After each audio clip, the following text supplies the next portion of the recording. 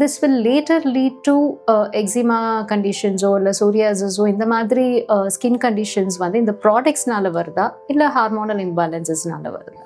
Psoriasis அப்படிங்கிறது ஒரு genetic condition. எக்ஸிமாங்கிறது ஒரு allergic reaction. Both are totally different. இப்போ எக்ஸிமாங்கிறது இப்போ நான் சொன்ன அந்த அலர்ஜிக் கான்டாக்ட் டெர்மடைட்டிஸ்மே ஒரு பார்ட் ஆஃப் எக்ஸிமா. ஓகே. இப்போ ஒரு ப்ராடக்ட் யூஸ் பண்றோம், அது வேற ஒருத்தருக்கு கொடுத்துருப்போம், பட் அவங்களுக்கு அலர்ஜிக் ரியாக்ஷன் வந்திருக்காது, இவங்களுக்கு அலர்ஜிக் ரியாக்ஷன்ஸ் வரும்.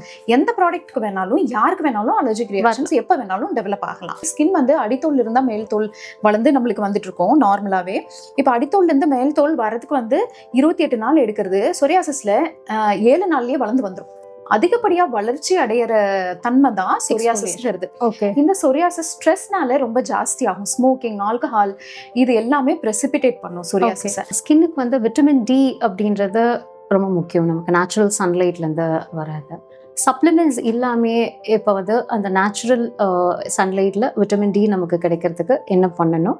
And what is the ideal time to be in the sunlight for getting this vitamin D? Vitamin D நேச்சுரலா நம்மளுக்கு வேணும்னா சன்லைட் தான்.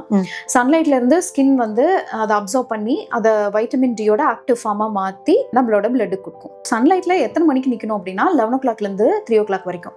அந்த வெயில்ல டெய்லியுமே நம்ம நிக்கணும். அதுவும் எக்ஸ்போஸ்ட் ஏரியாஸ் எதுவா இருக்கும்? வெறும் ஃபேஸ் அண்ட் கை. அதுல மட்டும் ஃபுல்லா வைட்டமின் டி நம்மளுக்கு கிடைச்சிடாது. ஹோல் பாடி எக்ஸ்போஷர் வேணும். That is not possible.